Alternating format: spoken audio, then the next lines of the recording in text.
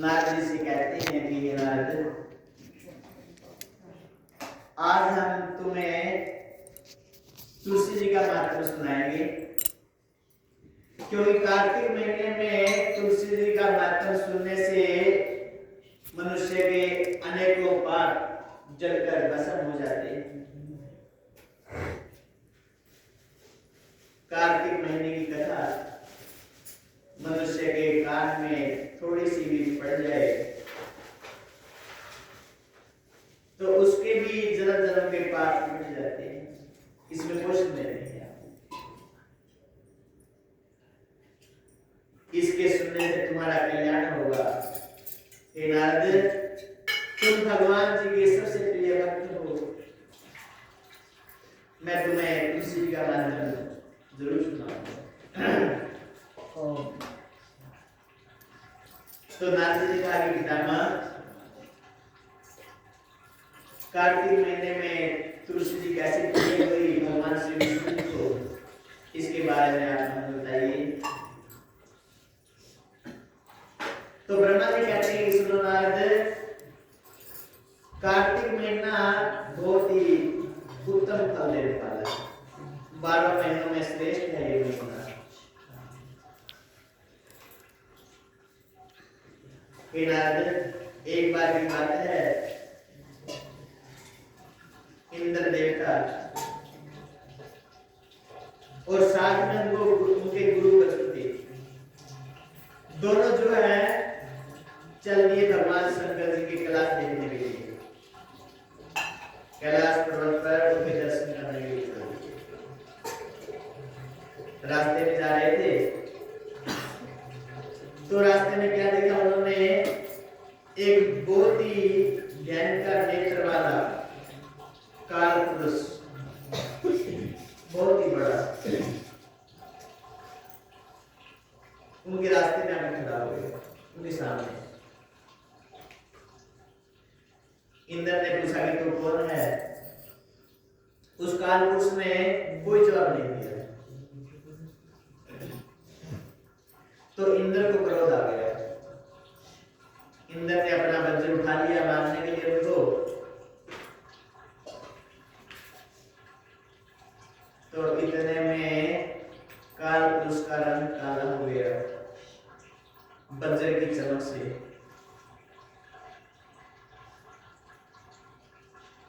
तो जो काल पुरुष था उनके नेत्रों से ज्वाला निकलने लगी, ऐसी ज्वाला जो अभी जला देगी इंद्र को। इंद्र ने अपने गुरु बृहस्पति से कहा कि हे गुरुदेव, मेरी रक्षा करो, यह अग्नि मुझे जला देगी। गुरु बृहस्पति ने पहचान लिया भगवान शंकर जी को। ये काल पुरुष के रूप में भगवान शंकर जी हैं। तो गुरु बृहस्पति उनकी विनती करने लगे कि हे देव, इस इंद्र की आप रक्षा करो। इसने अनजाने में आपके ऊपर क्रोध किया है।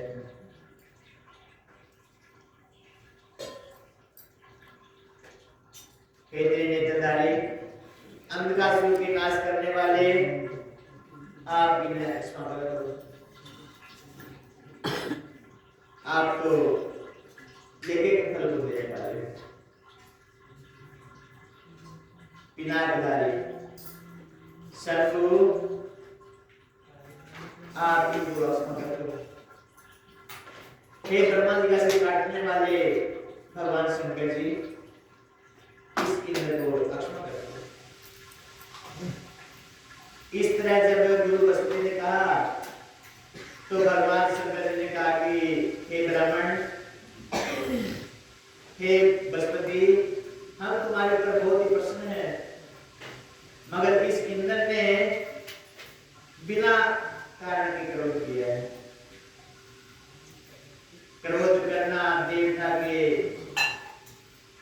पक्ष में नहीं आता। हम इनको मृत्यु कर देंगे। तो गुरु बृहस्पति ने कहा कि प्रभु, आप ऐसा मत करो। इन्होंने अनजाने में आकर ऐसा किया है।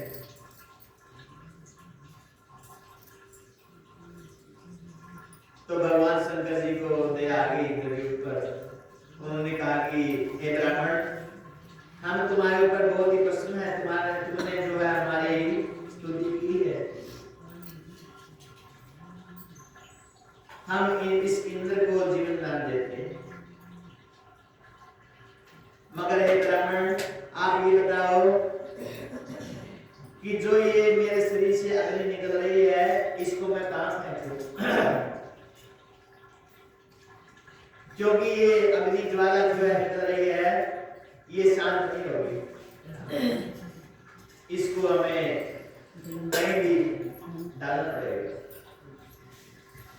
तो गुरु बृहस्पति ने कहा कि ये प्रभु, आप ऐसा करो, इसको समुद्र में डाल दो। तो भगवान शंकर जी ने उस तेज को, उस अग्नि को समुद्र में फेंक दिया। समुद्र में गिरते ही वो एक बालक का रूप होकर रोने लगा और उसका रुदन जो है सातों लोगों में फैल गया। सातों लोग बहरे हो गए। ब्रह्मा जी का सिंहासन कांपने लगा। ऐसे देख के ब्रह्मा जी भी वहां पर आ गए और समुद्र उस बच्चे को गोद में लेकर बाहर आ गए। समुद्र ने कहा कि अरे, ये अद्भुत बालक किसका है? ये बहुत तेजस्वी है। इसमें तो बहुत ही तेज है। इसका रुदन इतना भयंकर है कि सातों लोग बहरे हो गए। सारे लोगों में हाहाकार मच गया। जो ब्रह्मा जी वहां पर आए हुए थे, समुद्र ने कहा कि प्रभु,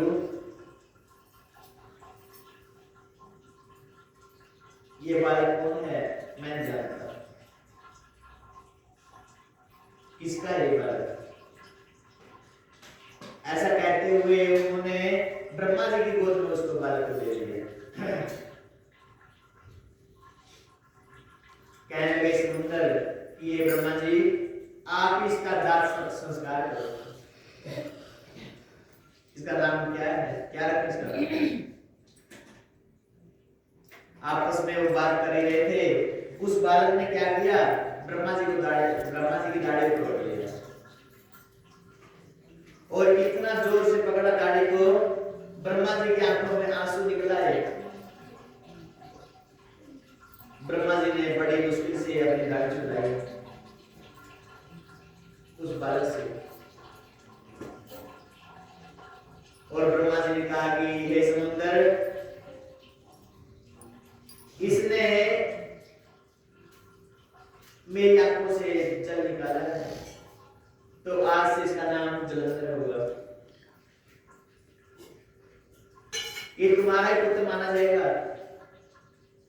तुमसे पैदा हुआ है ये, और जहां पे ये पैदा हुआ है वहीं पर इसका नाश होगा। जहां से उत्पन्न हुआ है वहीं पर ये शांत हो जाएगा। ब्रह्मा जी ने ऐसा कहा समुद्र से,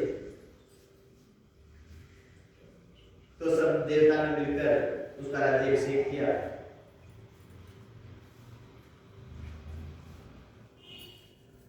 इसके बाद ब्रह्मा जी तो चले गए। तो धीरे धीरे समय व्यतीत होता गया। जलंधर जो है बड़ा हो गया और समुद्र ने क्या किया? काल में राक्षस की कन्या वृंदा को मांग लिया काल ने से जलंधर के लिए। काल ने मैंने भी हाँ कर दी और दोनों का विवाह हो गया, जलंधर और वृंदा का। वृंदा ऐसी स्त्री थी, बहुत ही मनोहर थी। वो शील स्वभाव था उसका। स्त्रियों में सबसे ऊपर।